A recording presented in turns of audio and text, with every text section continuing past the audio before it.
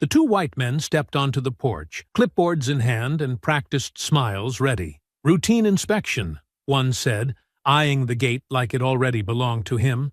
They saw only an old black woman living alone in a quiet town no one would defend. She didn't argue. She took note. 3 nights later, they came back without clipboards. What they didn't know was that the woman they targeted had a son trained in places where justice was taken, not requested. When Isaiah Bell returned and read her final message, the town's silence ended, and the reckoning quietly began. Before we go any further, comment where in the world you are watching from, and make sure to subscribe, because tomorrow's story is one you don't want to miss. The soil along the porch steps had always taken a little more convincing, the earth packed tighter, shaded longer, as if it needed extra reassurance before giving anything back. Yet even there, beneath the stubborn weight of clay and shadow, Esther Bell knelt with the quiet patience of someone who knew how to wait. Her knees, cushioned by the faded green pad she'd cut from an old chair cushion years ago, settled into place with the familiar grace of ritual. She worked with slow hands, fingers pressed gently into the dirt, turning it over, loosening it just enough to breathe. She didn't speak, didn't hum. Not today. Only listened to the hush of wind across the garden fence and the distant trill of mockingbirds that had made their home in the pecan trees near the road. The air smelled of wet soil and soft green leaves, not yet scorched by the full summer sun, and as she leaned back to wipe her brow with the sleeve of her cardigan, Esther's eyes settled on the small clump of buds nestled low in the hydrangea bush. They'd been slow to bloom this year, and she'd worried the frost had stolen them altogether. But now, at last, they were opening, pale violet, edged with silver, curling shyly toward the light like something sacred had survived despite the cold. She studied them for a long moment before standing slowly, her back stiff, her weight shifting cautiously as her joints reminded her that nothing moved as easily as it once had. She dusted her palms off against her apron, the blue fabric smudged with soil and time, then stepped carefully onto the porch and reached for the phone she'd left charging just inside the screen door. Her glasses waited beside the charger, always in the same spot, so she wouldn't misplace them. Slipping them on, she opened the camera, turned the phone toward the blossoms, and snapped a picture from just the right angle, framing the edge of the porch and the warm light falling across the wood like memory itself had come to sit beside her. With practiced fingers, she tapped the message field and typed slowly, adding a heart before she hit send. Hydrangeas finally came in. "Wish you were here to see it, baby." Miles away, beneath a different sun, Isaiah Bell sat on the edge of a narrow cot inside a steel-walled bunker where names were replaced with numbers, and silence was the only language spoken with trust. His boots rested in the dirt, worn from a terrain that didn't belong to him, the laces streaked with the kind of dust that clung to everything, uniforms, weapons, skin, and never truly washed off. The mission was done, the final sweep complete, and yet none of them moved with ease. Around him, the others packed gear with robotic focus, checking weapons and zipping bags without conversation, the kind of silence forged not from calm, but exhaustion, buried under discipline. Isaiah leaned forward, elbows on knees, scrolling absently through the cracked screen of his phone, the glass smudged with the dirt of the last 12 hours. 3 messages, one from Commande, coordinates for debrief, buried in encryption, another from a fellow operative, something about heading stateside, and the third, from her. He tapped it without thinking. The image took its time, buffering on a weak signal until the hydrangeas finally bloomed into view. His mother had centered the blossoms in the frame, soft lavender petals folded like paper prayers, with a sliver of the porch railing casting a diagonal line through the background. Below the photo, her message sat quietly, waiting for acknowledgement. He read it twice. A faint smile pressed into the corner of his mouth, gone as quickly as it came. He started to type something back, then stopped. A shout echoed down the corridor, his name called sharply, urgently. He pocketed the phone and stood, slinging his pack over one shoulder with the reflex of muscle memory, not emotion. He told himself he'd reply after Wheels Up, after the dust settled, after the next round of silence. Back in the kitchen, Esther set the phone down on the counter, her glasses beside it, then reached for the kettle and moved with slow precision through her morning routine. One tea bag into her favorite cup, the one with the chipped rim and faded violets along the edge, 1 cube of sugar. One hand pressed lightly to the Bible that remained open near the windowsill. The kettle clicked off, steam rising in curls as she poured, her gaze drifting through the kitchen window that framed the gravel road beyond her yard. Across the street, a white utility truck had pulled just past the oak trees that marked the boundary of her land, its engine humming low, steady, with a presence too deliberate to be casual. She narrowed her eyes, watching without leaning too far forward, and waited. No one got out. No one moved. The engine purred, then stopped. Still holding the kettle, she stepped away from the window and let the curtain fall gently back into place. Her breath was slow but shallow now, like the feeling that had settled over the town had finally seeped through her screen door. Something was wrong. Not loud, not sudden, just wrong. Like a house that had grown unfamiliar despite never changing. She stirred her tea and set the spoon down perfectly straight on the saucer. Her hands moved from habit, not hunger. Her lips parted in a quiet breath, the edges of a prayer forming silently in her chest, not yet spoken. Outside, the first breeze of morning brushed against the new blooms, swaying the hydrangeas gently as if trying to call her back to them. Inside, the air stilled. And far from home, Isaiah walked into a new assignment, unaware that the last message his mother had sent him would be the one he'd never answer. Lately, there had been a feeling Esther couldn't quite name, something that hummed beneath the stillness of her street, subtle but insistent, like a note held too long in the wrong key. The days moved the same. The birds still nested in the pecan trees, and the mail still came at 11:30. But something in the rhythm of the neighborhood had shifted. Conversations with neighbors had grown shorter, more watchful. The white couple down the road had begun parking their truck across their driveway instead of beside it, angled deliberately toward the street, like a barrier. Young men she didn't recognize rode through on bicycles at odd hours, never waving, never looking her way. It wasn't a loud change, but it was present, steady, like the chill before a storm that hasn't yet touched the ground. The sound came just after noon. 3 sharp knocks, quick and clipped. No hesitation between them. Esther had been in the den, folding linens with the radio humming low in the background, the preacher's voice trailing off into a gospel song she didn't quite know. She paused, hands resting on a warm towel pulled fresh from the dryer, and turned toward the front of the house. The knocks came again, softer this time, but still clear, not the kind of knock that belonged to a neighbor or the mailman. She walked slowly, not out of fear, but because life had taught her to look carefully before rushing to meet anything. The screen door creaked as she pushed it open, and through the glass she saw them. 2 white men in matching orange safety vests and pale beige ball caps, standing just off the steps with clipboards in hand, and practiced, neighborly smiles. One was tall with a thick neck and a jaw that looked like it had once belonged to a boxer. The other was thinner, almost wiry, with pale eyes that didn't quite settle in one place. They both stood a little too straight, as if rehearsed, their presence at ease in a way that made her bones tighten. "Afternoon, ma'am," the taller one said, tipping his cap slightly. "Sorry to bother you. We're with County Utilities. Got a report about a possible power irregularity on this line. Maybe some surging in the last few days? Flickering lights? Outages?" Esther didn't answer right away.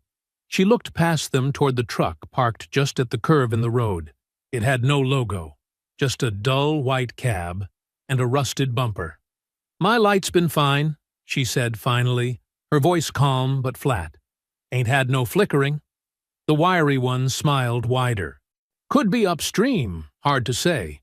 We're doing some meter reads in the area, making sure things line up before we roll a bigger crew out. Mind if we just have a look around back? Won't be long." Her hand tightened slightly on the edge of the doorframe. She didn't step back, didn't open the screen. "You don't usually need to look in people's backyards to read a meter."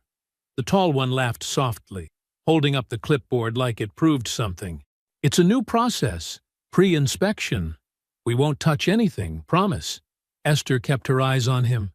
His hands were clean, no calluses, no dust, the kind of hands that hadn't spent real time doing outdoor work. "What's your name?" she asked. The man blinked.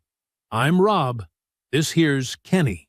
"And your ID?" she said, already knowing the answer. The wiry one, Kenny, shifted slightly.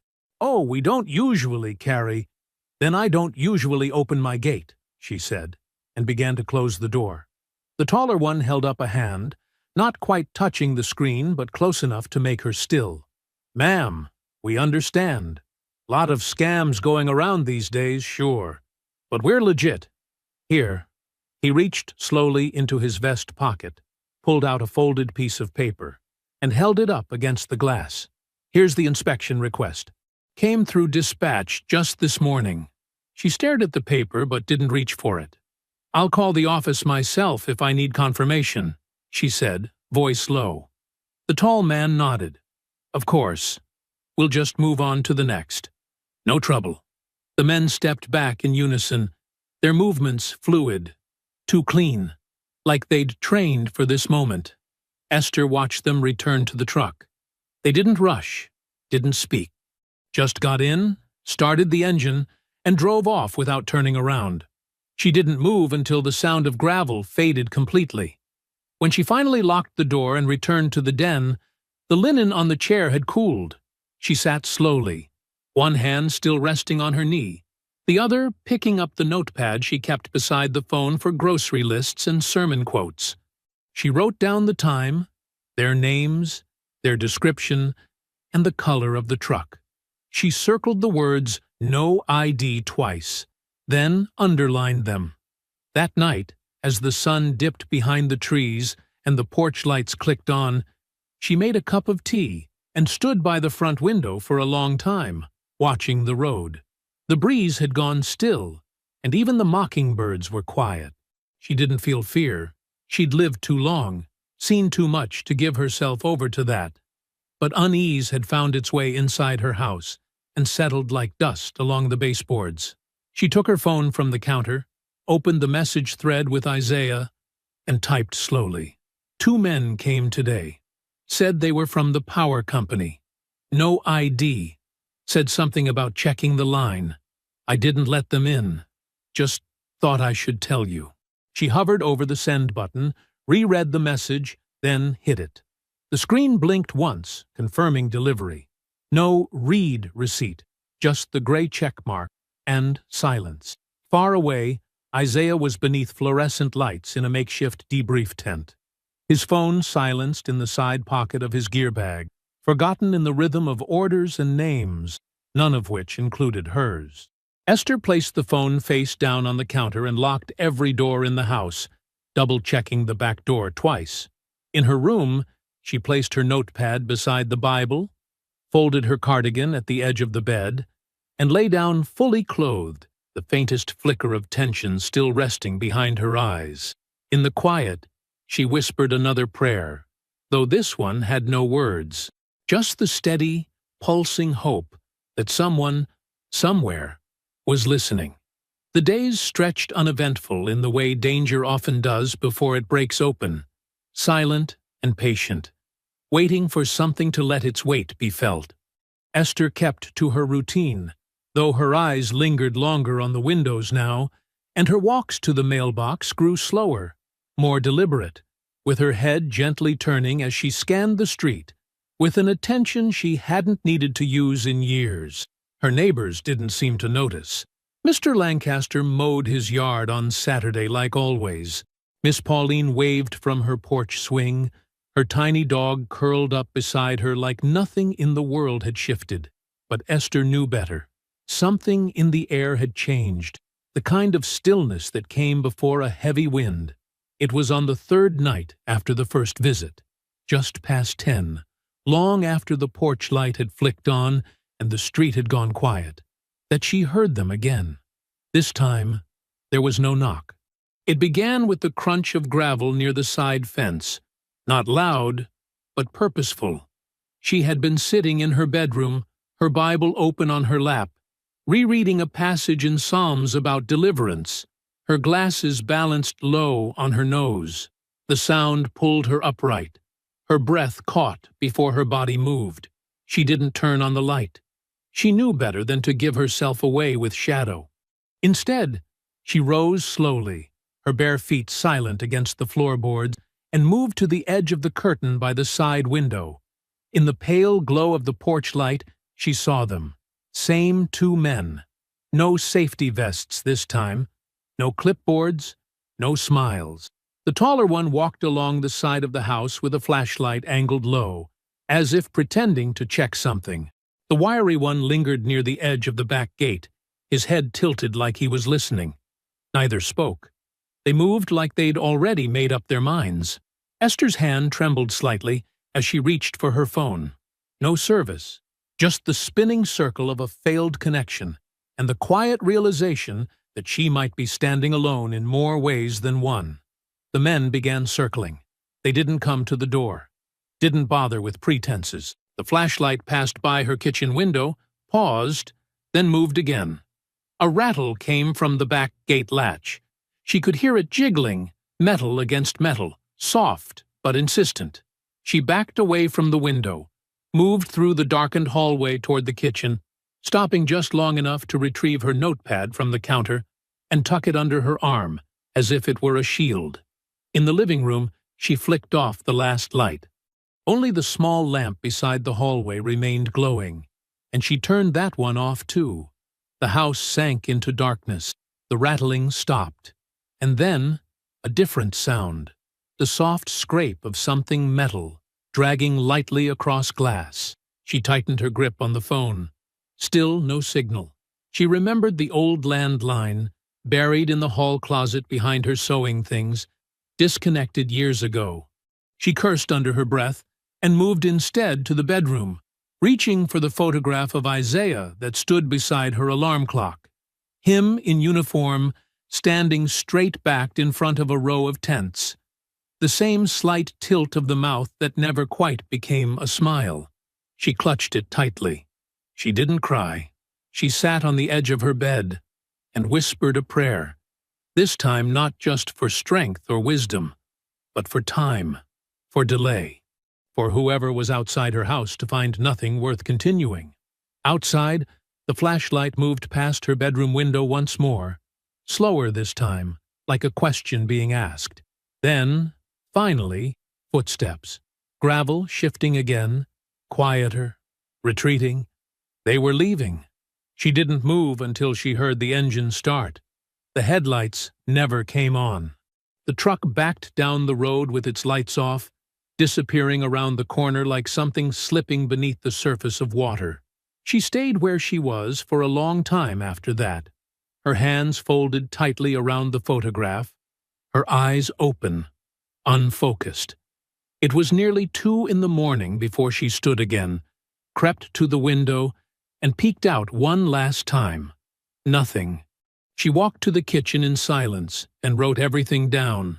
The time, the route they took around the house, the gate latch, the flashlight, the lack of vests, the expressions on their faces.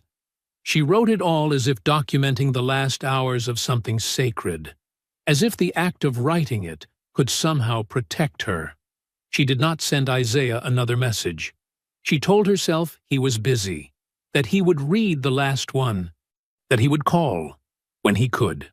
Far from home, Isaiah crouched in the shadow of a cargo bay, his rifle slung low, dirt caked across his cheek and collar, as the plane vibrated under him. Extraction was coming.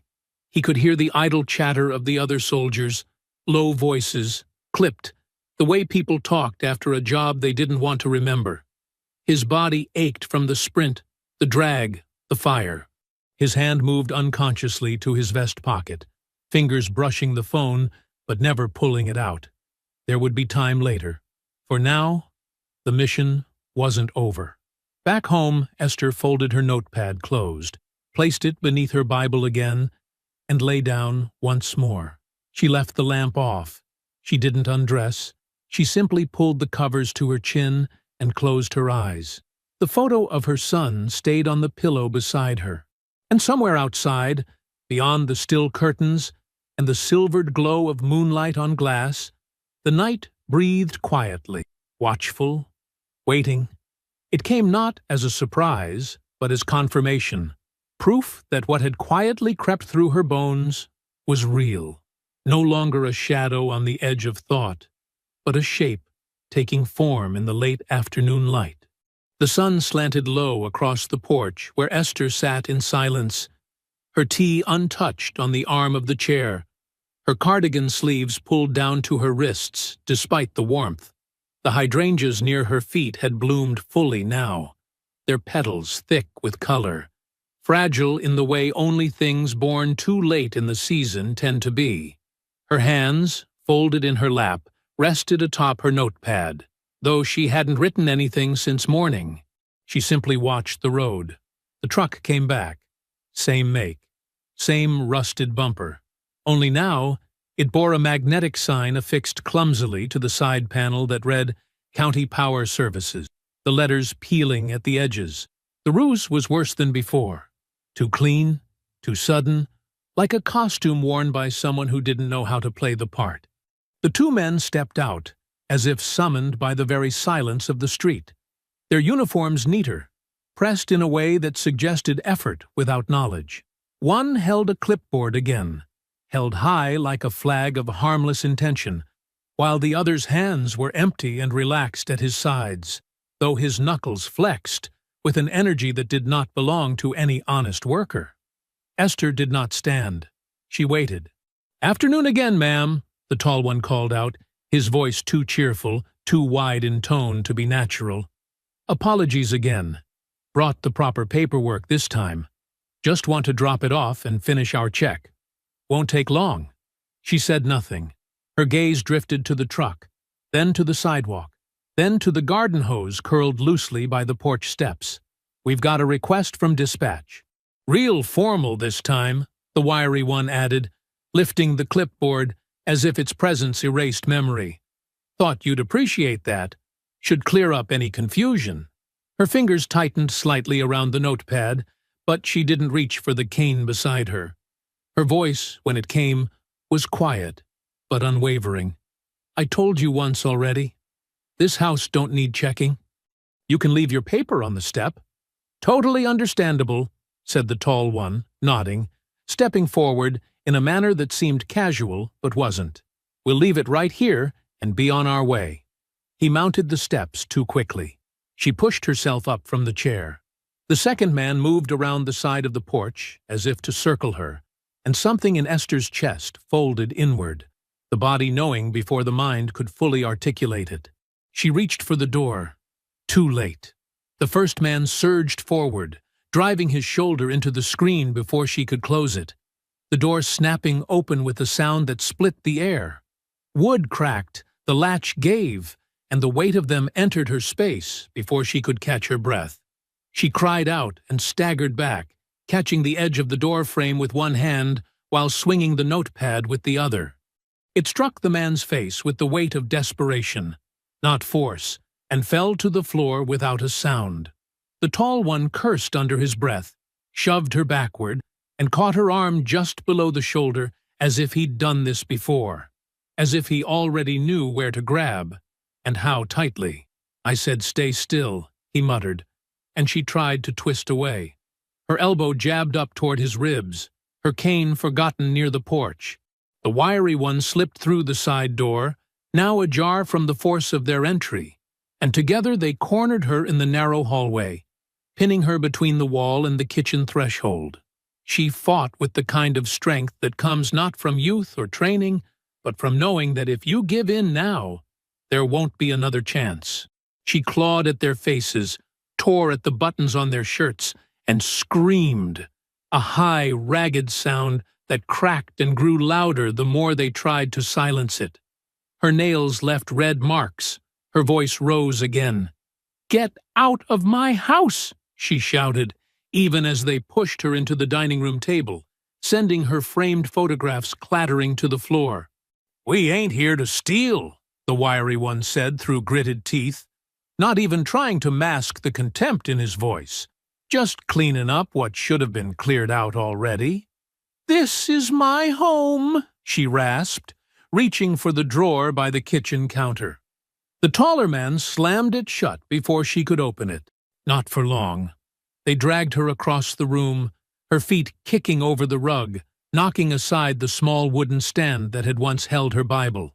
She swung wildly at the thinner man and caught him in the chin. He struck her back, once, hard, across the cheek. Her knees buckled. She fell, not crumpled, but on purpose, reaching for the floor lamp behind her. The blow came down again. Outside, a neighbor across the street paused mid-step, groceries hanging from her arm. She looked toward the house. A scream, a scuffle. The porch in disarray. But then she turned, eyes lowered, hurrying inside with her head bowed. The curtain slid closed. Inside, the flower vase shattered. Water spread across the hardwood, soaking into the rug, washing against the corners of family pictures now scattered and broken. One photo landed face up. Isaiah, young, uniformed, smiling faintly in the sunlight. Esther tried to reach for it. The tall man's boot came down on her wrist. She bit her lip to keep from crying out again, her body still resisting, refusing to yield to the bruising weight of their assault, even as the force of them continued to overwhelm the space around her. The sharp pain radiating through her limbs did not stop her from trying to twist away, nor did the blood now trailing from her temple silence the voice in her that told her to fight until her very last breath. Her fingers reached instinctively toward the floor, toward the glimmer of her phone half hidden beneath the edge of the armchair, as if its familiar weight might still offer a chance to be heard, to reach someone, anyone, before it was too late. But just as her fingertips brushed the corner of the device, the taller man caught her wrist and slammed it against the floor with such brute force that the pain ricocheted through her shoulder, sending her vision blurring at the edges. The phone skidded further out of reach, disappearing beneath the chair in a scrape of plastic and silence. Still, Esther refused to stay down. Her elbow flared up toward the man's ribs, connecting with a dull thud that made him grunt. Not from injury, but from surprise. His reaction was immediate and vicious. He grabbed the collar of her sweater and dragged her roughly across the floor, her heels scraping against the rug, the fibers catching the soles of her slippers as she struggled to find footing, to anchor herself against the force that kept pulling her further from everything she knew. Her hand swung wildly, catching the edge of a photo frame on the table, sending it crashing to the ground.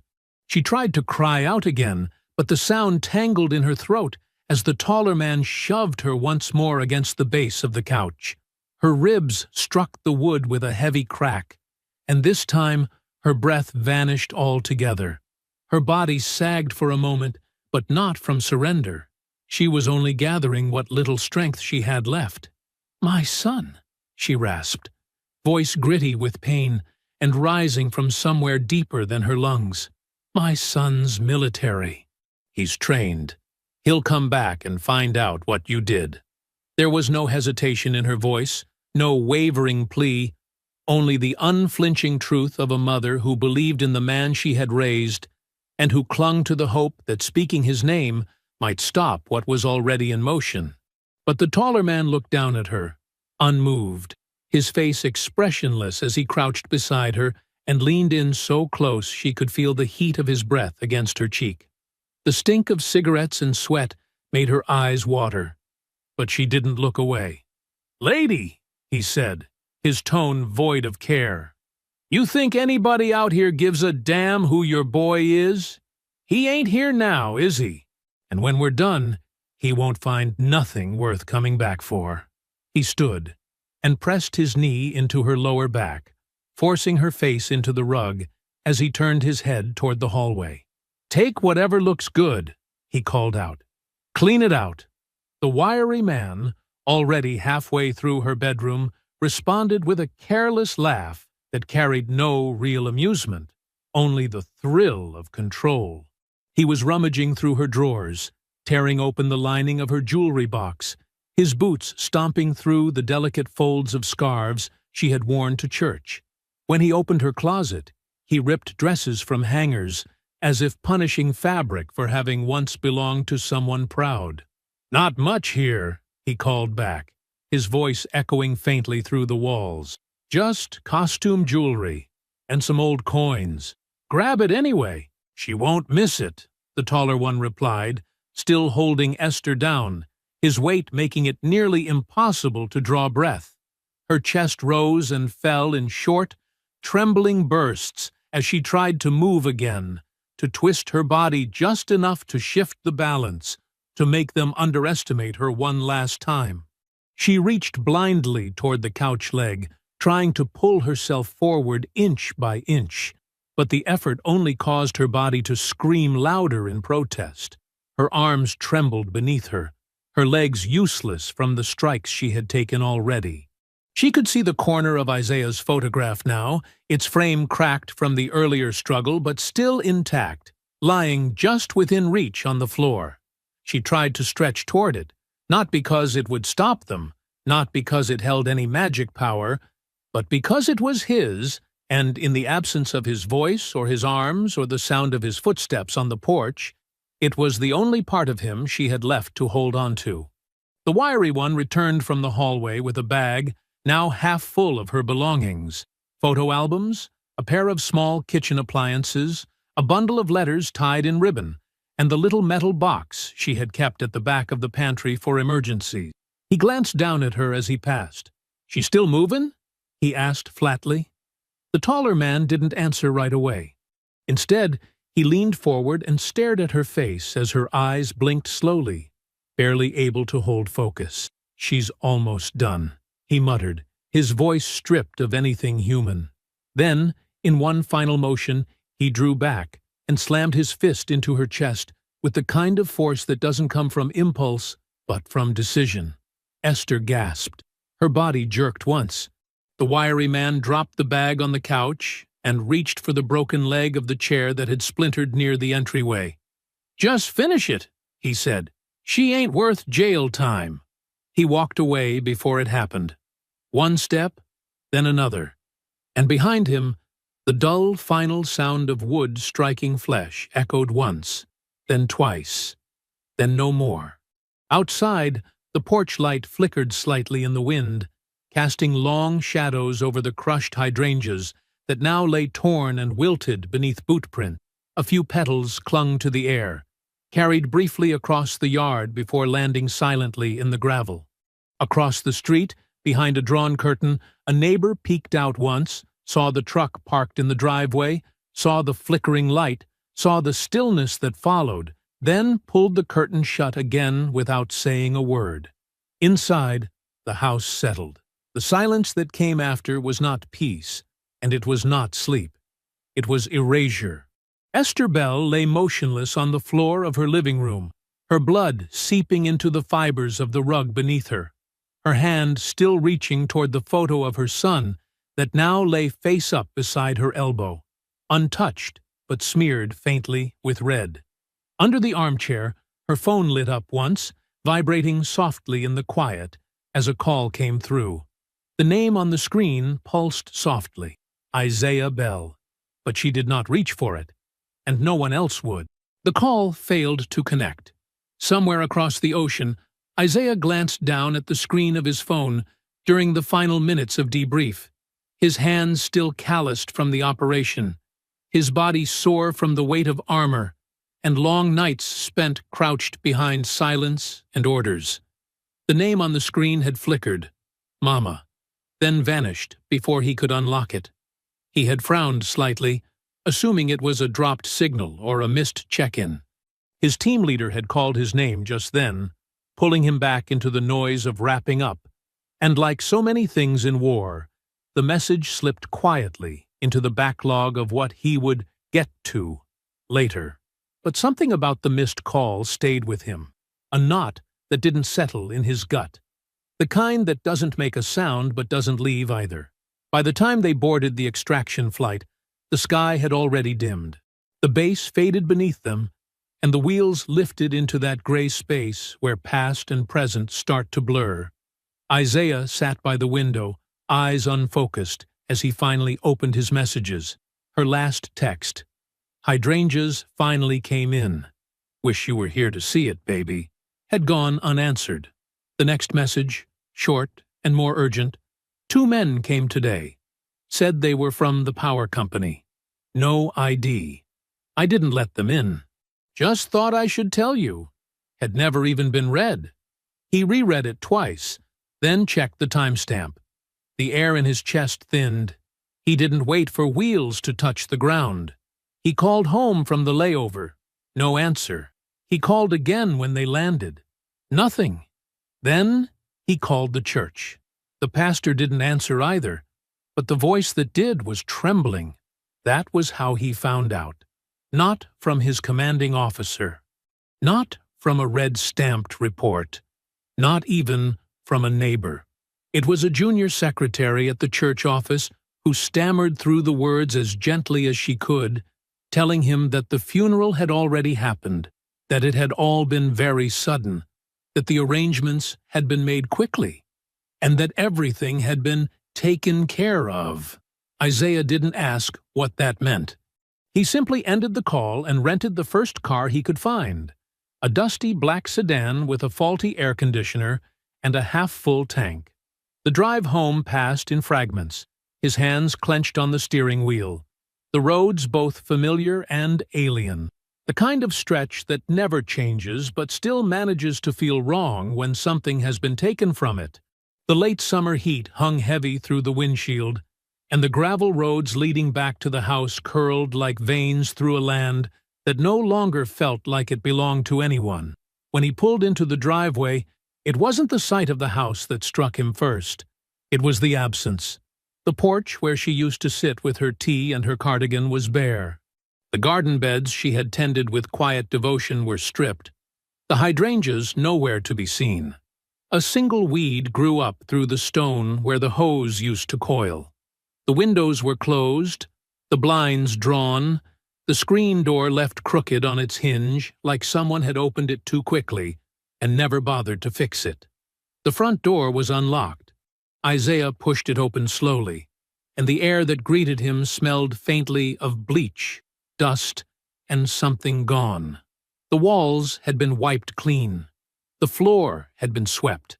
Everything looked as if it had been arranged by people who knew nothing about the woman who once moved through this space with care and purpose. The family photos were missing. The Bible was no longer on the side table. The radio no longer played the gospel station. Her blue sweater, always left draped on the edge of the couch, was gone, replaced by nothing but the ghost of habit. On the kitchen counter sat a folder with his name on it, taped shut, as if that was supposed to make anything right. He peeled it open. The documents inside were thin, clinical, and devoid of meaning. The sheriff's report stated that the case had been classified as a robbery gone wrong. No suspects had been detained. No witnesses had come forward. There were no known leads and no reason to suspect anything other than opportunistic crime. The scene had been secured. The valuables had been removed for inventory, though no inventory was enclosed. The wounds were mentioned only in passing. Minor contusions, evidence of struggle, unfortunate fatality. As if the life they described had only mattered in the way a broken window or a smashed clock might warrant mention in passing. The autopsy was worse. 1 page. Cold language. Cause of death. Blunt force trauma. Notes. Deceased found with defensive injuries consistent with resisting assault. No mention of time of death. No detail about the state of the house. No evidence gathered. No photographs. No apology. There had been a funeral, the papers said, held quietly, with a few members of the congregation present, arranged by the church board, closed casket, quick burial. Cemetery records indicated the plot had been donated. Her body had been put in the ground without him. He stood in the center of the living room, folder still in his hands, and looked around at the hollow shape of what had once been a home. The couch cushions were different. The rug was gone. The lamp had been replaced. Even the clock on the wall ticked a new rhythm, louder, out of place, like it had been hung by someone who just needed to make the room look full again. He crossed to the corner where her chair had always sat and knelt, brushing his fingers along the hardwood as if expecting to feel her presence there. But the floor was clean. Too clean. Bleached of everything, even memory. He stood slowly and walked outside. Across the street, someone pulled a curtain closed. Down the block, a car door shut, then restarted its engine without pause. He walked house to house, knocking, calm and deliberate, his presence alone enough to stir discomfort. 2 neighbors answered. One mumbled sympathy. The other said they didn't want to get involved. The rest did not open their doors at all. By the time he returned to the porch, the sun had nearly set. He stood there for a long while, one hand on the splintered rail, his eyes locked on the driveway where the tire tracks had never been brushed away. That night, he slept on the floor of the living room, beside the folder and the empty side table, facing the spot where the picture of him had once stood. He didn't move. He didn't cry. He didn't pray. He simply lay still, eyes open, waiting for the sun to rise. And when it did, he rose too. Not as a son mourning a mother, but as a soldier returning to a war that had come home in his absence. The morning light filtered slowly through the window panes, draping across the floor in streaks of pale gold that did not warm the space so much as illuminate its emptiness. The living room, stripped of photographs and memory, sat untouched since the previous day, its hollow quiet interrupted only by the subtle groan of the house settling under the weight of something that no longer lived there. Isaiah remained still for several minutes after waking, lying flat on his back in the very center of the room, his eyes open and fixed on the ceiling, his arms resting loosely at his sides, the same position he had fallen into when night took him, not from sleep, but from exhaustion and restraint. There was no plan in those early hours, only a choice. He stood slowly, joints stiff from the hardwood floor, and moved through the house not as a visitor, but as someone reclaiming something that had been taken. His mother's bedroom remained just as cold and cleared as the rest, her closet door slightly ajar, revealing only hangers and a box of church hats stacked neatly like forgotten crowns. Isaiah opened the old cedar trunk at the foot of her bed and found it mostly empty, save for a folded flag from his father's funeral and a stack of letters wrapped in twine, their corners yellowed and soft with age. He didn't touch them. Not yet. By late morning, he drove into town in the same rental sedan, its interior still warm from the sun and faintly scented with cracked leather and old pine air freshener. He did not stop at the store. He did not pass through the church. He drove straight to the sheriff's department, pulling into a half-full parking lot where the flag on the pole barely stirred in the breeze. The office inside was modest, 3 desks, 2 filing cabinets, and a wall covered in a corkboard with notices no one had read in weeks. The woman at the front desk greeted him with the same practiced smile she had likely offered to every passerby who walked through that door. She glanced at his name, recognized it, and her smile faltered slightly before gesturing toward the back office.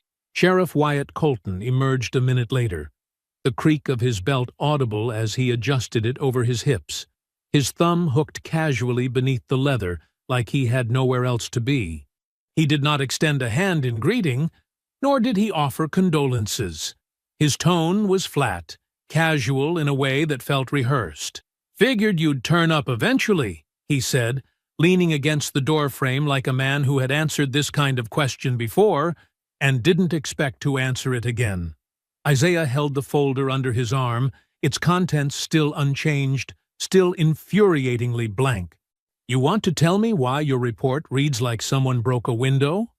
Not a body?" The sheriff exhaled through his nose, a gesture that managed to sound both tired and mildly annoyed. "We did what we could with what we had. No signs of forced entry. No hard evidence of a struggle beyond what we documented. The place had already been disturbed before we got there. No cameras in the area. No reliable witnesses. We logged it, processed the scene, wrote it up.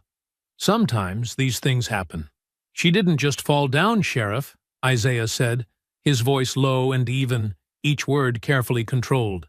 "She fought." "Yeah," Colton replied with a shrug. "Old folks usually do.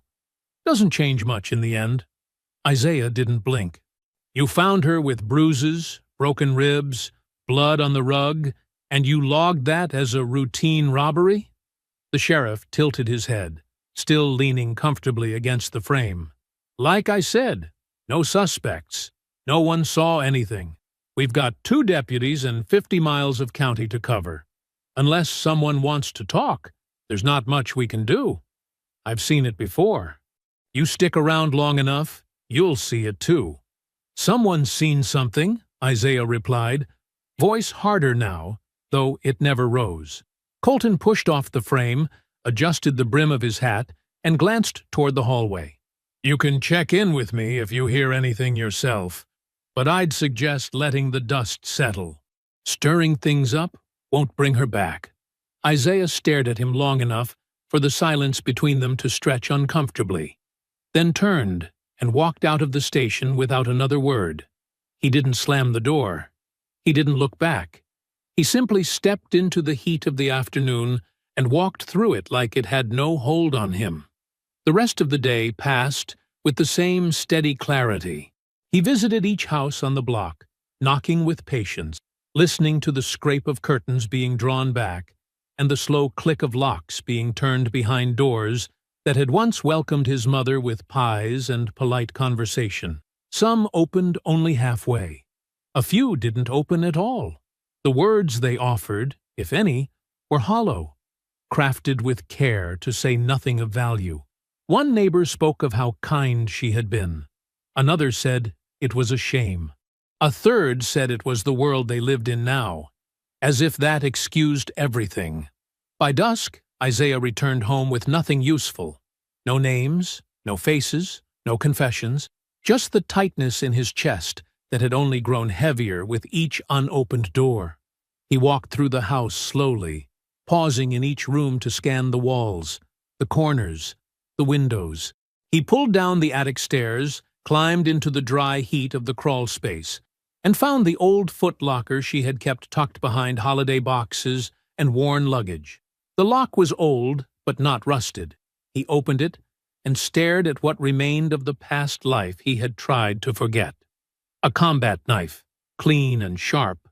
A flashlight. A utility belt. Civilian gear that looked like it had been left for someone who would one day return. He ran his hands over each piece, checking for wear, then laid them out on the bed in the room that no longer felt like his mother's, but had not yet become his. He did not eat that night. He did not speak. He only prepared.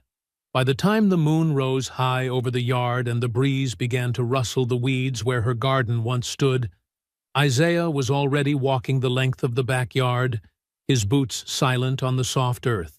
The flashlight beam cut through the dark like a needle, careful and precise, and the knife remained clipped to his belt. Not drawn, not brandished, but waiting. He moved through the property line and into the trees, scanning the woods with a hunter's stillness, following the fence that separated his family's land from the empty fields beyond. This wasn't grief. This was war, and the first step had already been taken. The road out of town curled through the woods like a lazy question, lined with cracked pavement and overgrown ditches, a place that hadn't seen repaving in years, but still carried the secrets of the people who used it after dark.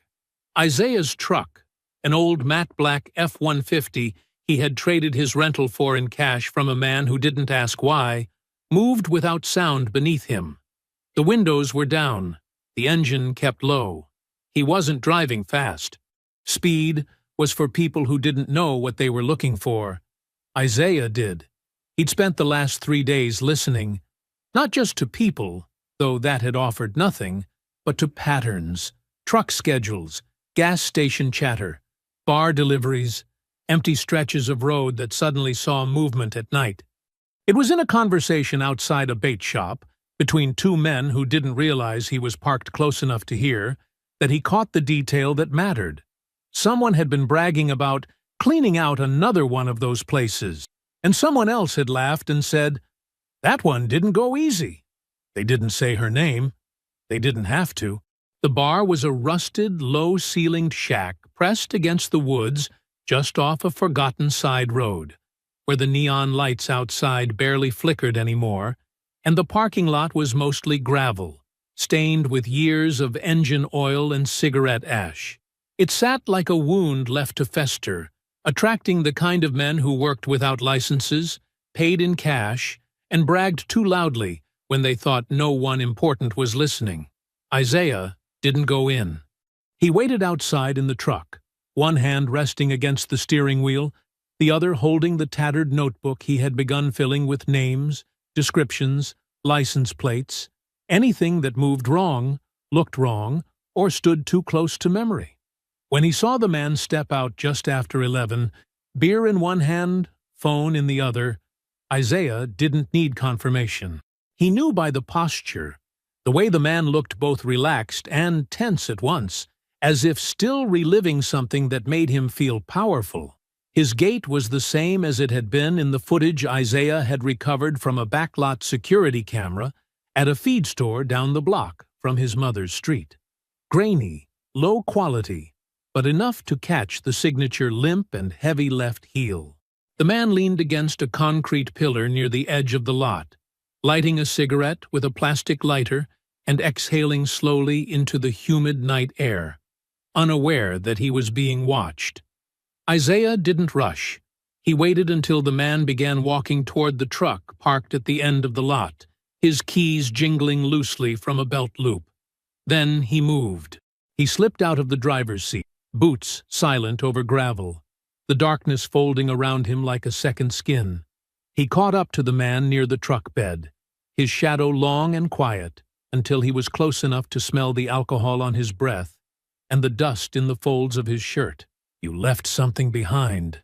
The man turned, confused at first, then wary, then something sharper. "I don't know you," he said, taking a half step back, his hand moving instinctively toward his waistband. Isaiah didn't give him the chance. The first blow landed clean against his gut, folding him forward without sound. The second came across his jaw, redirecting the momentum and sending him sprawling sideways into the bed of the truck. The cigarette flew from his fingers, the lighter clattering to the ground. Before the man could recover, Isaiah had already closed the distance, grabbed the collar of his shirt, and slammed him against the tailgate with a force that echoed into the trees. "You were at her house." The man gasped, one arm flailing, the other reaching behind him for something Isaiah had already taken. A folding knife now lying useless on the gravel. "I don't know what you're—" Isaiah drove his knee into the man's ribs with surgical precision, the impact not wild, but controlled, trained to rupture without killing. The man screamed, tried to twist away, but Isaiah's forearm pressed against his throat, pinning him like a board beneath weight. Her name was Esther Bell. "You remember her now?" "I don't. I swear to God." Isaiah pressed harder, not enough to cut air entirely, just enough to remind him that lies wouldn't last long out here. "You and your partner wore vests, no IDs. You knew she was alone." "I wasn't there. I just heard—" The second rib snapped beneath pressure, and the man howled, slumping under Isaiah's grip. She was my mother, Isaiah said, voice quiet, eyes unflinching. So you're going to start telling me everything you know, every name, every place, and you're going to do it before I stop asking nicely. The man coughed hard, blood trailing from the corner of his mouth, his bravado gone now, replaced by something sharper than fear. Guilt. Not guilt for what had happened, but guilt that came from the realization that he'd survived it, and now someone had come to collect what had been left unpaid. "There's a warehouse," the man choked out, eyes squinting in pain. "Down off Route 9, behind the feed silos. Old grain depot. They meet there sometimes, stash stuff, wait out heat when something goes wrong." "Who's they?" "Don't know all the names. Just Clay runs it. Clay Barger. He runs the crew, picks targets, sends boys to pose as workers. Says old folks make the least noise." Isaiah pressed slightly harder, just long enough to make the man squirm before releasing him. The man crumpled to the ground, one arm clutching his ribs, his face drawn tight with pain and shame. "How many others?" Isaiah asked. The man didn't look up. "At least 3 I know of. Maybe more. Most don't fight back." Isaiah stared down at him for a long moment, the moonlight casting long lines across the gravel. His shadow stretched behind him like something separate. "Get up," he said finally. The man struggled to his feet, still hunched, still wheezing. "If I see you again," Isaiah continued, "if I hear your name attached to another house, another body, there won't be any questions next time. Just silence." He stepped back, let the man stumble toward his truck, then turned and walked away without a glance behind him. The trees took him back in as he moved toward his own truck, the gravel whispering beneath his boots, the blood on his knuckles drying with the night air. He didn't need to write anything down. Every name was already carved into his memory, and now he had a place. The warehouse stood at the edge of nowhere, nestled behind rusted silos and a bend in the road no one used unless they had business worth hiding. It was the kind of place where silence was not just the backdrop, but the language itself, where the rust on the steel siding had been left to deepen like a scar too old to matter. There was no signage, no lighting, no visible cameras, only a half-hung chain on the gate, and tire tracks leading in that had been made too recently to be abandoned. Isaiah didn't park at the gate. He left his truck a full mile down, concealed under an oak-lined ditch behind a row of trees thick enough to swallow headlights. He moved on foot, the early morning air still cool enough to keep his breath shallow, his steps measured in the quiet cadence of someone trained not just to arrive, but to enter, pass through, and leave, with only memory behind. When he reached the side entrance, the lock offered no challenge. He opened it with a twist and stepped inside the dark with the steady control of a man who had never needed light to see clearly. What greeted him was not chaos, but cold order. Rows of crates, makeshift shelving lined with bags, boxes, folded goods, and shallow plastic bins labeled with counties and dates. The air smelled of plastic, old paper, and dust, with an undertone of oil and mildew, like someone had tried to clean a place that still remembered every crime it had sheltered. He walked slowly between the aisles, not looking for confrontation, only confirmation. A stack of ceramic figurines caught his eye, most chipped, some shattered. A box of kitchen tools, mostly dull, lay open beside it. Then, beneath a warped table piled with costume jewelry and small electronics, he saw something that stopped him in place. Her glasses. The left lens still bore the faint hairline crack from where she had dropped them 2 winters ago. The earpiece had that same pink tinge, faded now, but unmistakable. He picked them up gently, turning them over in his hand, his breath quiet but uneven. He didn't speak. He didn't blink. He simply closed his fist around them and slid them into his jacket pocket, without ceremony. Then he poured the gasoline. There was no hesitation as he moved through the structure, marking every aisle, every crate, every shelf that held pieces of lives stripped from homes just like hers. He moved without anger. Anger was for people with time to burn. Isaiah only had enough time to make sure no one else walked through this place and mistook it for anything less than a burial ground. He lit the match just after sunrise. The fire didn't roar. It crept. It grew quietly, feeding on wood, on cardboard, on photographs, on half-folded receipts and old furniture legs. And then it caught fully and began to consume. He was gone before the roof cracked inward. The smoke spread fast. The fire department responded late, and by the time they arrived, the blaze had taken everything. No alarms had been triggered. No witnesses lingered.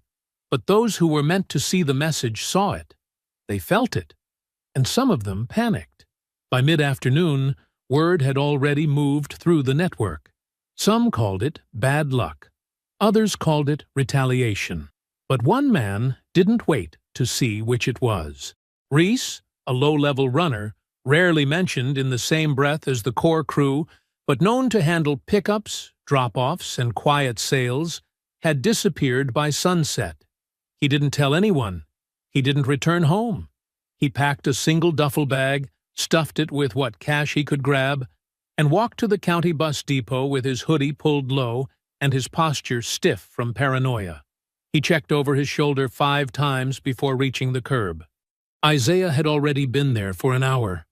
He watched from a nearby bench, eyes following the gate, the lot, the vending machines that buzzed under the pale yellow lighting. He hadn't known Reese's name. He hadn't needed to. He recognized the instinct. Men who vanish too quickly have stories worth bleeding. When Reese stepped past the second bench, Isaiah stood and followed in silence. He closed the distance just as the man turned his back to fumble with a coin for the soda machine. The hit wasn't fast. It was exact.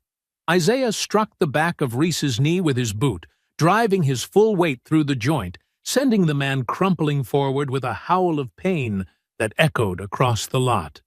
Before Reese could roll or recover, Isaiah grabbed the front of his jacket and slammed him into the side of the depot wall, one elbow driving up into his ribs with surgical force that cracked something soft and vital inside.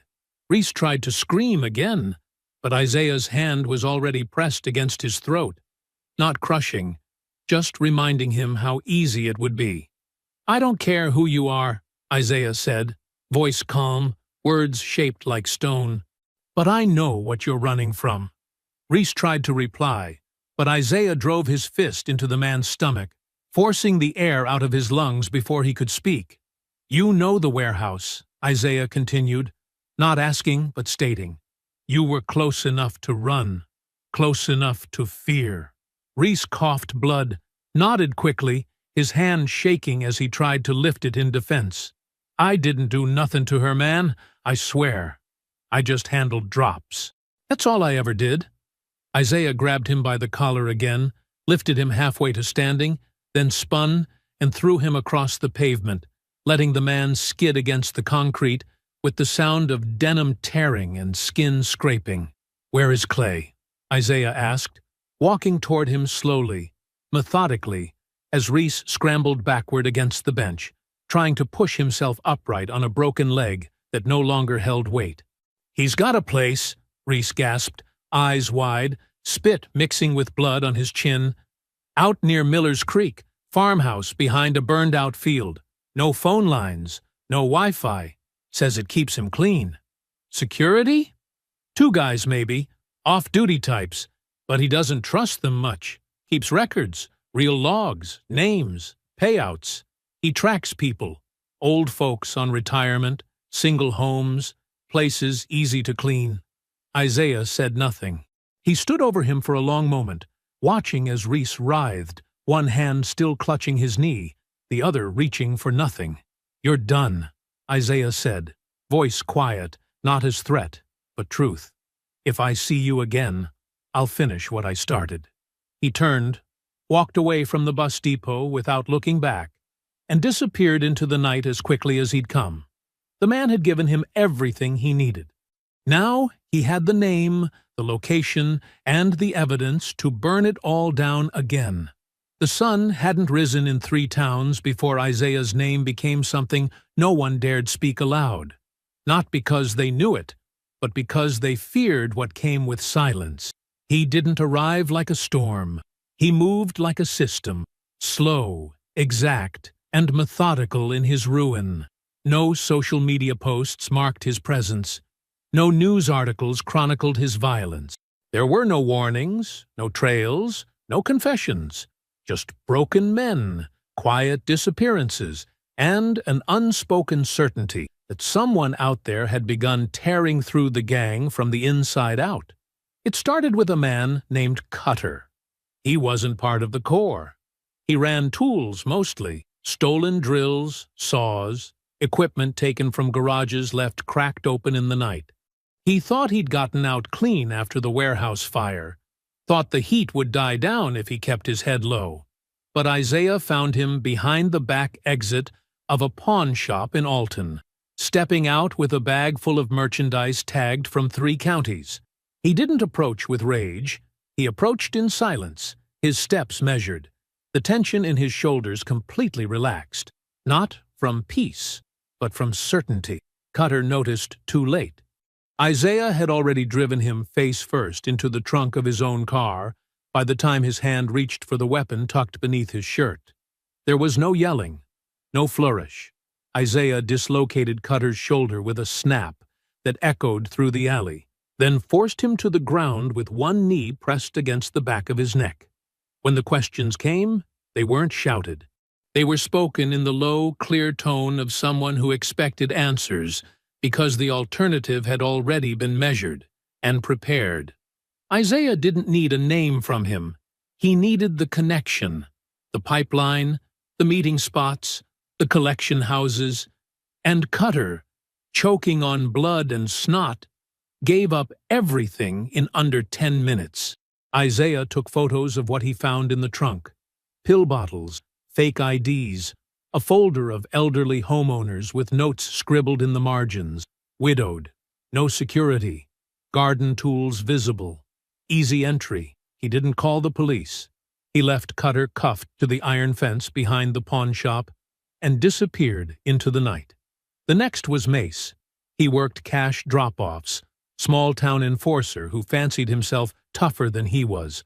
Isaiah found him at a roadside bar east of Hollow Ridge, mouthing off to a waitress who had already told him twice she wasn't interested. Isaiah waited until he staggered out to relieve himself behind the dumpsters, then grabbed him by the collar, spun him around, and delivered 3 calculated blows to the abdomen and 1 across the throat. Not enough to crush the trachea, but enough to drop him flat. Mace didn't talk until his left wrist bent the wrong way, and even then he tried to posture. Isaiah didn't indulge him. He forced the man to recite names, payment cycles, dates of planned hits, and who they'd paid off in the last 6 months to keep patrols away from certain neighborhoods. Then he took a photo of the man's busted face, documented the money transfers on a burner phone pulled from Mace's pocket, and erased the rest.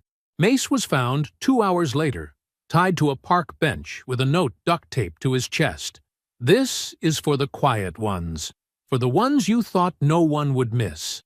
The message spread. Not on paper, not online, but through the kind of channels used by cowards and criminals. Coded calls, encrypted threads, whispered warnings traded behind car windows. Each man taken wasn't just wounded. He was emptied, made to relive every act he thought would never find consequence, every home he'd violated, every face he'd laughed at on the way out. The bodies didn't pile up. Isaiah wasn't reckless. He wasn't a murderer, but he was a reckoning, one that took its time. Back in the hills, in a farmhouse nestled behind a field of wild grass and dying fence posts, Clay Barger watched the threads of his operation fray in real time. He sat in a dark den, a laptop open, a digital map on the screen lit with markers that had once meant revenue and now meant risk. Clay had always considered himself smart. Smarter than the brutes he hired. Smarter than the police who barely blinked at the reports. Smarter even than the system that made his entire enterprise possible. He had planned his network with precision, chosen his victims with logic, and stayed just distant enough from the front lines to keep his hands technically clean. But the pattern unfolding now was different. This wasn't police work. This wasn't rival turf war. The hits were too clean, too exact, and too personal. Whoever was moving through his crew wasn't sending a message to the organization. He was sending a message to him. Clay clicked through one of the photos he'd received that morning.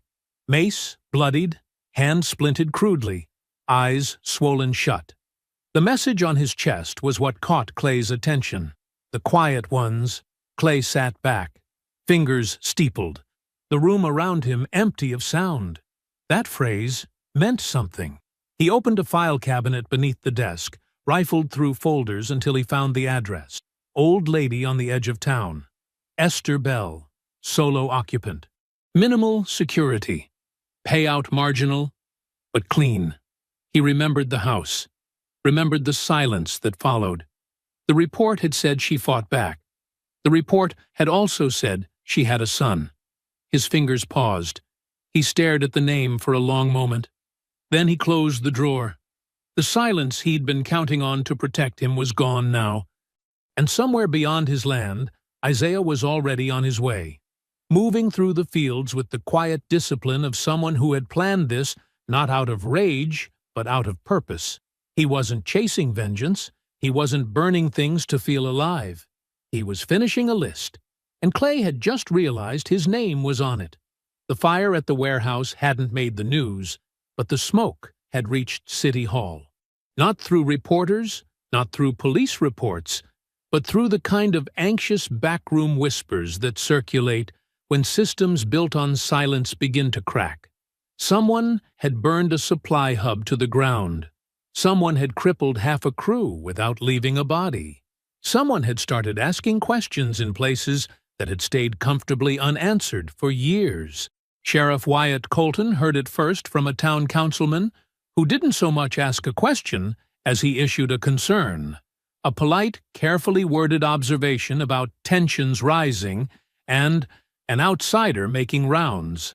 The sheriff hadn't missed the warning behind the words. When he asked what the council wanted him to do about it, they didn't give a direct answer. They didn't have to. Quiet was the goal. As long as the town remained still on paper, everything else could be managed. But Colton was no fool. He knew the fire wasn't a coincidence, just like he knew the men turning up bruised, bloodied, or vanished hadn't been mugged. It didn't take much effort to trace the timeline, and it took even less to realize the one man who hadn't left town since the day of the funeral, the one whose truck now appeared regularly outside a home that should have been sold, wasn't just grieving. He was hunting. So Colton started asking around. He didn't use Isaiah's name at first. He just described him vaguely, a former military type, someone asking too many questions. He kept the tone casual, as if it were a passing curiosity. But the answers he got made it clear it was already too late. The neighbors had seen him. The bars had noticed him, and none of them had stopped him. Not because they supported him, but because they were afraid. By the end of the week, Colton drove out himself. He parked in front of Esther Bell's home just after dusk, stepping out with his hat tucked low and his belt sitting a little heavier than usual. He didn't approach with authority. He approached like a man who'd already read the report and knew he hadn't done enough. Isaiah opened the door before he knocked. The look he gave wasn't angry. It was worse than that. It was precise, cold, measured. "You need to leave town," Colton said without wasting time. "This place is getting smaller and people are noticing." Isaiah leaned against the frame, one hand resting just out of sight. "You noticed when they killed her?" he asked, voice calm. Colton didn't answer. "You take down any plates? Collect any statements? Or did you file that one straight into the drawer and wait for the dirt to cover it?" Colton sighed. his boots shifting against the gravel. "What you're doing, it's not justice." "I'm not looking for justice," Isaiah said, voice flat. "I'm looking for facts. I understand you're angry." "No," Isaiah said, his eyes narrowing. "Angry was 3 weeks ago. This is something else." Colton adjusted his hat and looked past Isaiah into the dark house, then nodded once. "You've made your point," he said quietly. "Now let it be." Isaiah didn't reply. He closed the door. But later that night, when the town had gone quiet again, when the sheriff's cruiser had returned to its lot, and the lights above the station flickered under tired wiring, Isaiah came back. Not as a visitor, not as a citizen, but as a ghost. He moved through the alley behind the sheriff's office with the ease of someone who had studied every camera angle, timed every patrol car, and already mapped out the lock rotation on the back gate. The door gave after 3 seconds. The inner hallway was dark, the desk lamp left on by a deputy too tired to finish the shift. Isaiah didn't hesitate. He slipped past the front room, into the records office, and closed the door behind him. The filing cabinets were old, labeled by year.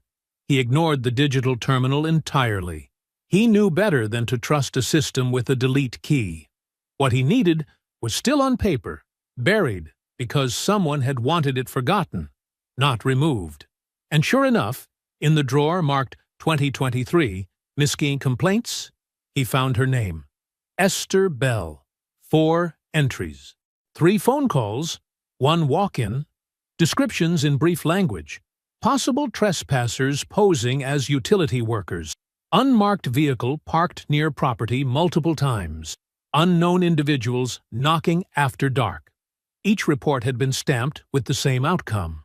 No further action required.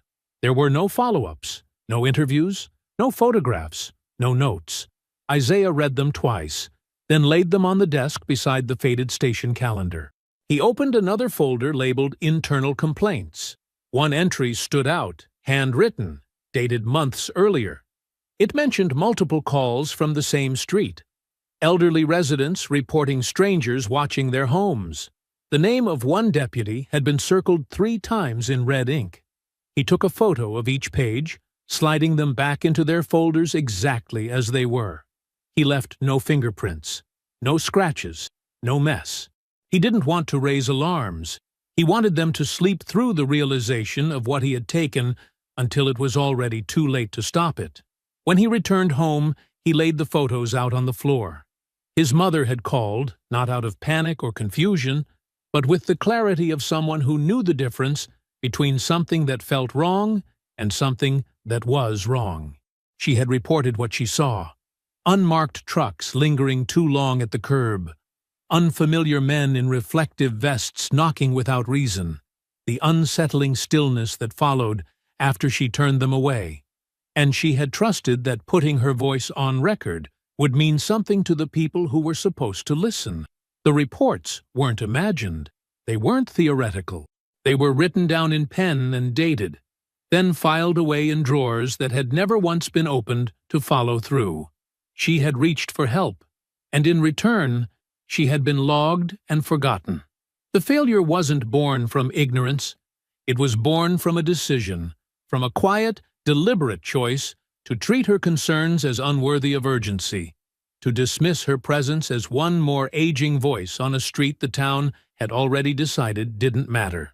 The truth sat plainly in Isaiah's hands now. Photographs of complaints, transcripts of ignored warnings, and a complete absence of action from men who had every opportunity to do the smallest thing that might have saved her life. They hadn't just failed her by inaction. They had erased her by design, excusing their silence with the same language that had buried countless others before her. Isaiah remained seated on the floor for a long while, surrounded by the weight of paper that should have protected her. The soft lamplight casting long, tired shadows across the pages and the hardwood beneath him. The room, once hers, now carried the shape of absence in every corner. The chair where she read, the window she used to crack open when the weather turned, the hallway she had walked with quiet strength long after her body began to slow. None of it offered comfort now. None of it could make the weight lighter. But the facts, stamped, signed, and buried, offered something else. They gave structure to the rage. They gave names to the silence. They gave reason to the storm already building inside him. It did not make the grief easier to bear. It did not offer peace or closure or the imagined relief that comes with understanding, but it replaced the blur of what-ifs with a sharper edge, one that cut clean, not with vengeance, but with clarity. There were more names now, more men who had hidden behind distance and badges and handshakes exchanged in back rooms, more voices that had chosen to stay still while hers was silenced. And in the long stretch of night that followed, Isaiah no longer carried the burden of uncertainty. What he held now was something colder, heavier, and far more dangerous. The knowledge that everything she had feared had been real, that everything she had warned them about had been true, and that every soul who could have stopped it had done nothing, not because they couldn't, but because they never intended to. What lay ahead wasn't about revenge. It wasn't about anger anymore. It was about balance, and every step he would take from this moment forward would be measured with the precision of someone who had nothing left that could be taken from him. The field that stretched out behind Miller's Creek was quiet in the way forgotten places often were. Long grass whispering under the weight of wind, fence posts leaning like old men too tired to stand straight, and the smell of damp earth rising from the ground like breath from a hidden mouth. Isaiah stood at the edge of that field, his boots sinking slightly into the soil as he looked out across the wide plain toward the house that sat crookedly against the tree line. The farmhouse wasn't much. 1 story, tin roof, shutters half-hinged, and windows clouded with dust, but it had the air of something wrong, something buried just beneath the floorboards, waiting to be dug up. He didn't sneak in. He walked. Each step was slow, deliberate, his breath even, the rifle strapped across his back untouched. This wasn't a mission. This wasn't a siege. This was something quieter, something older. The last page of a long chapter written in names and silence and blood. As he crossed the final stretch of grass, he saw Clay Barger step out from the side of the house. No guards, no panic. Just a man holding a cigarette between 2 fingers, his stance casual, his eyes unreadable. He wore a faded jacket, the collar frayed, boots scuffed and unlaced, like he hadn't planned to leave the place even if he could. Behind him, the door to the cellar stood open, a dark mouth yawning beneath the porch steps, and from where Isaiah stood, he could see the faint glint of metal shelving below. Records, likely, or weapons, or whatever else Clay had been too arrogant to burn. Clay didn't speak at first. He took a slow drag from his cigarette, then exhaled the smoke like a man who still thought he had the advantage. "I heard about Reese," he said. "Heard about the warehouse. You've been busy." Isaiah stopped 10 feet away, hands at his sides, shoulders loose. He didn't answer. Clay nodded slightly, as if that had been expected. "Look," he said, "I don't blame you. She was your mother. I get it. You want someone to answer for what happened. But this," he gestured around him, toward the empty land, the sagging porch, the broken path that led to nowhere. "This was never personal. It was just business, just easy." Still, Isaiah didn't move. Clay shifted, flicking the cigarette into the dirt and grinding it beneath his boot. "You think I started this?" he continued. "You think this town didn't offer it up on a plate? You think the sheriff didn't know? The neighbors? Hell, half of them looked the other way before we even stepped on the porch. We didn't force anything. We just walked through doors that were already open." Isaiah's jaw tightened, but he said nothing. "You want me to say it was wrong?" Clay asked, his voice rising slightly. "Fine. It was wrong. It was cruel. But don't come here pretending like I'm the only one who made this place rot. I didn't build the system. I just used it." Isaiah took one step forward, slow and final. Clay's face twitched. Not fear exactly, but awareness. "All right then," he muttered, tossing his jacket to the ground. "I guess we're past talking." And then he moved, fast. Clay charged low, hoping to catch Isaiah off balance, his fists up, his stance wild, but practiced in the way of someone who had survived more brawls than battles. But Isaiah didn't flinch. He pivoted hard to the left, his forearm catching Clay's neck and redirecting the momentum past him. Clay stumbled, caught himself, and spun back with a right hook meant to break bone. Isaiah ducked it. His fist came up under Clay's ribs with a thud that knocked the air from the man's lungs, and before Clay could retreat, Isaiah grabbed his collar, yanked him forward, and slammed his knee into the man's gut with a precision that had nothing to do with rage and everything to do with training. Clay grunted, doubled over, and twisted violently, throwing Isaiah off just enough to stagger him back a step. Clay lunged again, this time tackling Isaiah around the waist, and the two of them went down in a crash of limbs and dirt, fists flying, elbows landing wherever they could connect. Clay's knuckles grazed Isaiah's jaw, but Isaiah answered with a sharp strike to the side of Clay's head that left the man blinking. They rolled once, twice, each trying to gain the top position, but Isaiah broke free and rose first, his chest heaving, sweat slicking his forehead. Clay scrambled up, spitting blood, a grin flickering at the edge of his mouth, like he still believed he could turn this. "You fight like a soldier," he said, circling now, his fists raised again. "But this ain't war. This is dirt. You bleed the same as any of us." Isaiah didn't speak. He just stepped forward again. They met in the center of the field, the sun bleeding into the horizon behind them, casting long shadows that stretched toward the house like ghosts reaching for something lost.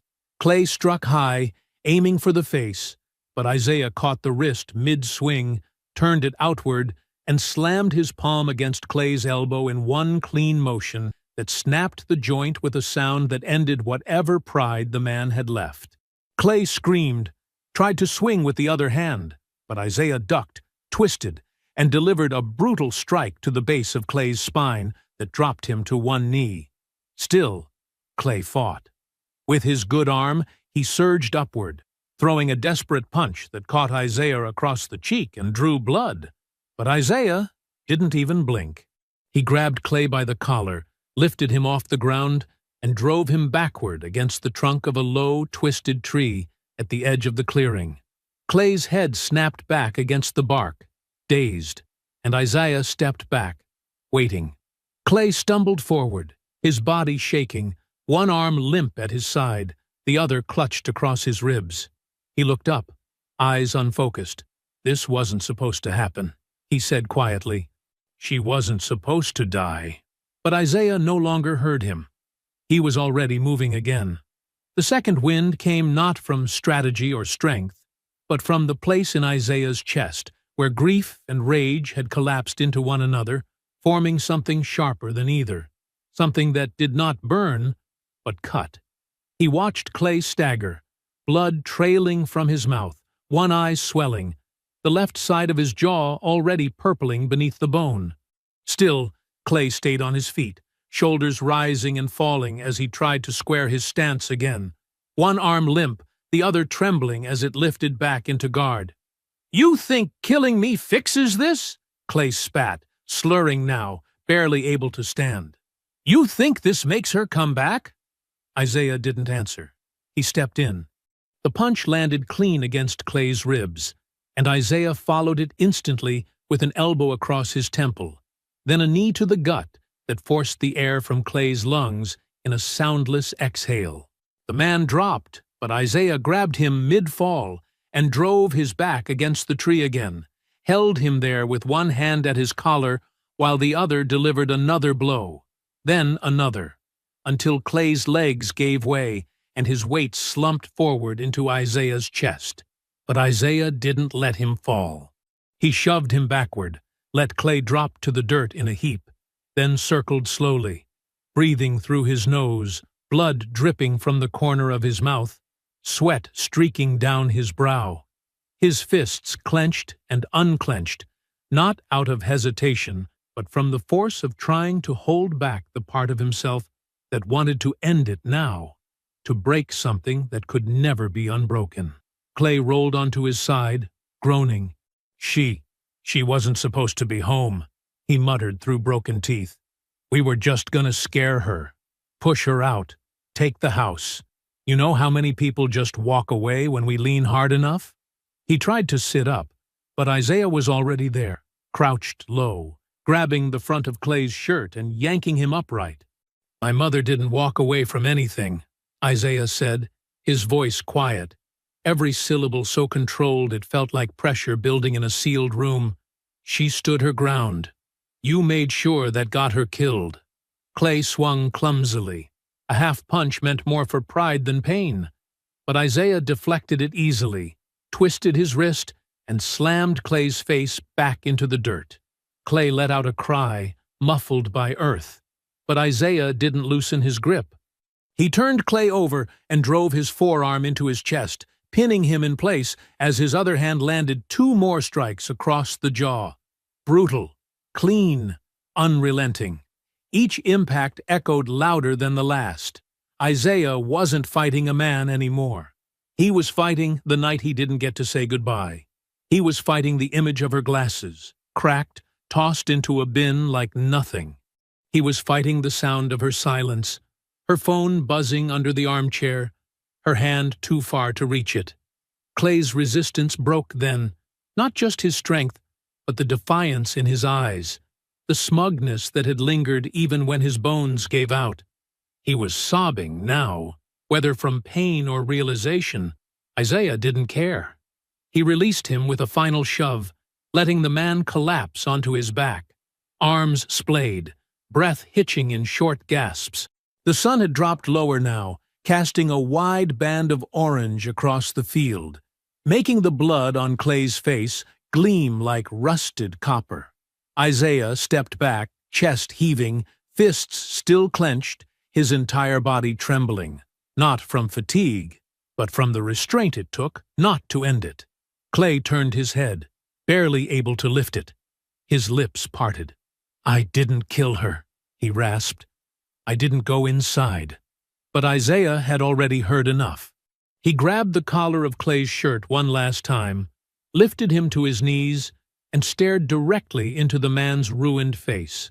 For a long moment, there was only the sound of the wind moving through the field, the creak of the old house behind them, and the faint whistle of birds retreating into the trees. Then Isaiah leaned in, his voice quiet, firm, final. You sent them!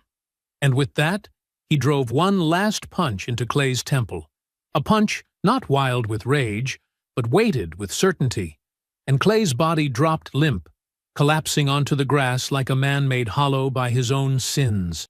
He didn't move again. Isaiah stood over him, his breath slowing, his hands raw, his muscles burning from the length of the fight. But there was no satisfaction in his face, no triumph, only the stillness of a man who had done what needed to be done, not for revenge, but for balance, for dignity, for the name they had tried to erase in silence. He didn't say a word as he turned away from the body. He didn't look back. There was no speech, no eulogy, no final act of closure to make it clean.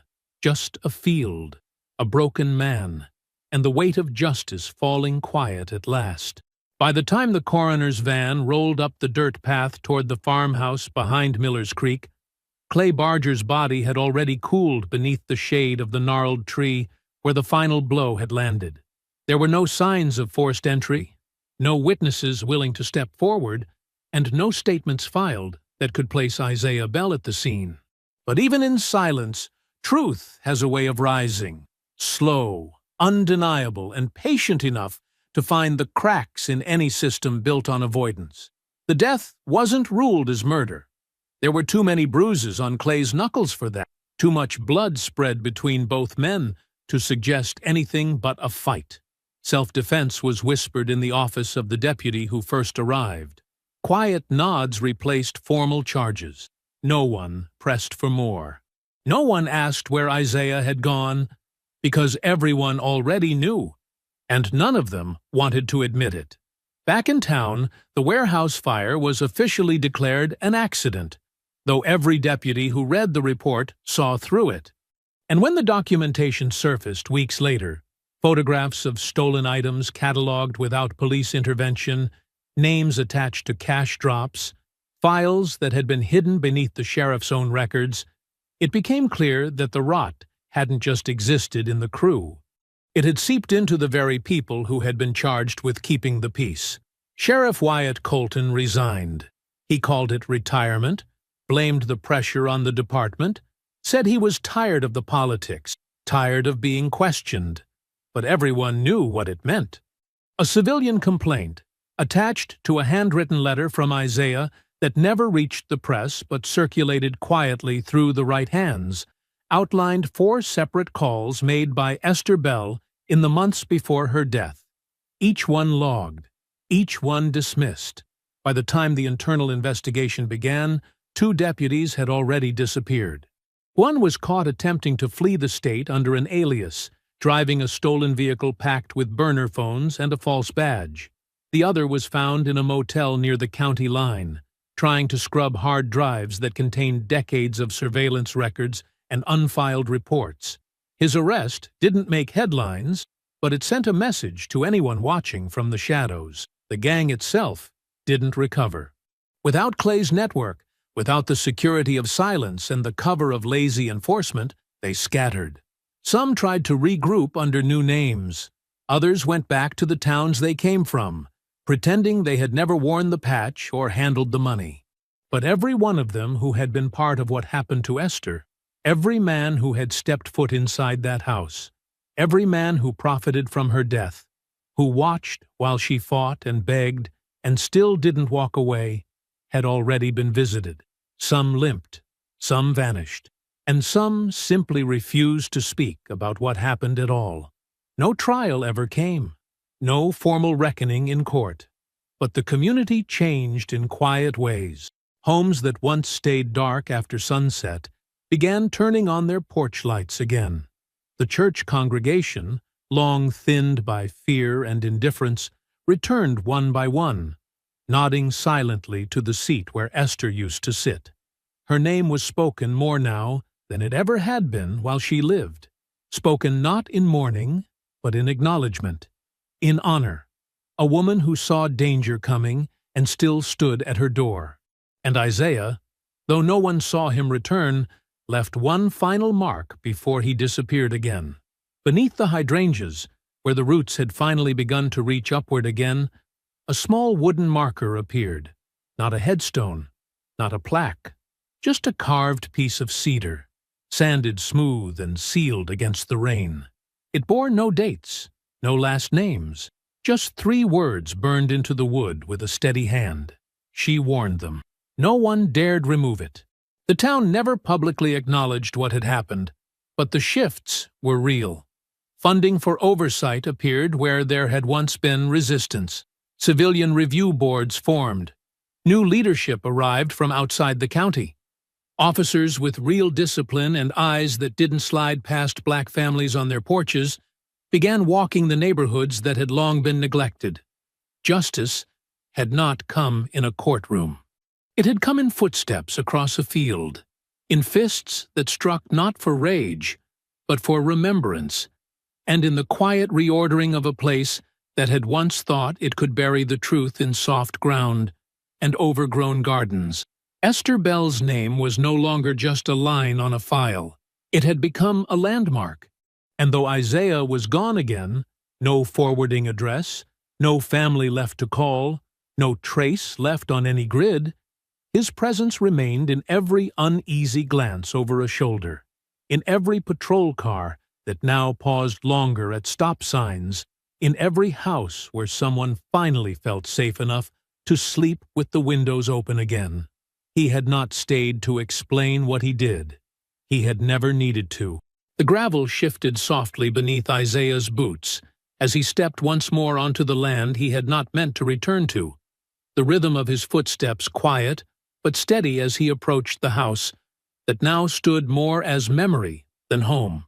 Time had not been kind to the structure.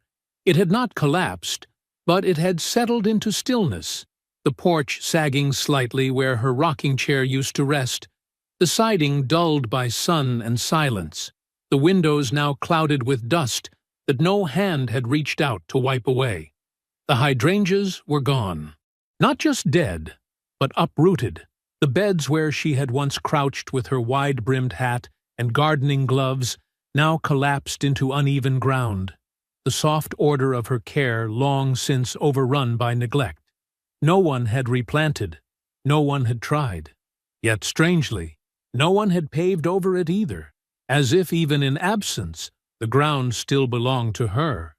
He moved up the steps with deliberate calm, his hand brushing the railing that still held the faint groove where her fingers used to rest each time she came outside to check the sky. The door opened easily, and the air inside met him with the stillness of something held in place by memory. The room had not changed. The curtains remained drawn. The furniture wore its quiet, like a coat. There was no scent left, but the atmosphere felt thick with her presence, soft, unwavering, anchored. He walked through the hallway slowly, his fingers grazing the wall that led to her bedroom, pausing once at the framed photograph of their old church group, where her smile had once steadied him through long deployments and uncertain years. He stepped through the doorway to her room, and the sight of the bed, still made, still undisturbed, pulled something deep in his chest that he could no longer brace against. He knelt at the foot of the bed, with the quiet instinct of someone retracing a step he had not realized he needed to take. He lifted the dust skirt and reached beneath with practiced steadiness until his hand found the familiar shape, the worn leather of her old Bible, kept wrapped in a dish towel to protect it from the dust and age. When he drew it out, it fell open in his lap, the pages swollen from years of turning, corners bent, the spine barely holding. There was a photo tucked between the back cover and the final pages, creased, aged, but untouched. It was them. He was in uniform, young, square-shouldered, and weary, but smiling. She stood beside him, her arm through his, her hat tilted just slightly against the sun, her eyes bright with a pride so quiet it could never be faked. They stood in front of this very house, the porch freshly painted, the sky behind them deep and wide, as if the world had not yet narrowed. He sat on the edge of the bed, holding the photograph in one hand, the Bible in the other, and for the first time since this began, not when he buried her, not when he fought clay, not when the justice he carved bled through the town, he let himself feel the full gravity of what was lost. He had returned. He had brought fire, fists, fury. He had torn through every gate meant to keep the truth buried and laid bare the weight of complicity that had nearly swallowed her life in silence. And yet, she wasn't here. She would never be here again. There was no welcome, no voice, no touch of hand against his back to tell him that it was over now. But the absence did not feel hollow, because justice had come, not in headlines or courtrooms, not in parades or polished speeches, but in the simple and final truth that no man who took part in her destruction had walked away untouched. The gang had been dismantled, their hierarchy broken, their silence turned against them. Those who had stood by, neighbors, officers, officials, had been stripped of the cover they thought would protect them forever. The sheriff was gone. His lies were documented. The town's peace no longer stood on a foundation of denial, but on the memory of the woman they ignored until it was too late.